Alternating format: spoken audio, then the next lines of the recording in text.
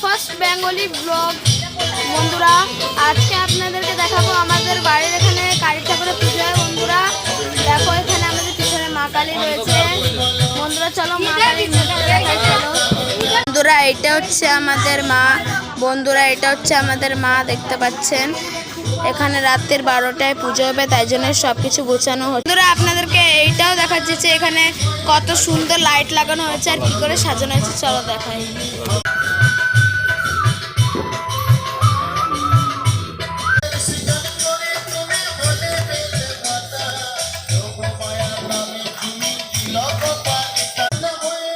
বন্ধুরা এই লাইটটাই প্রত্যেক গলিতে লাগানো হয়েছে। বন্ধুরা দেখলেন আপনারা, চলো আগে বলি। এটা হচ্ছে আমাদের বক্স, দেখো যে মেশিন। বন্ধুরা বক্সের দেখো, বন্ধুরা বক্সের মেশিন।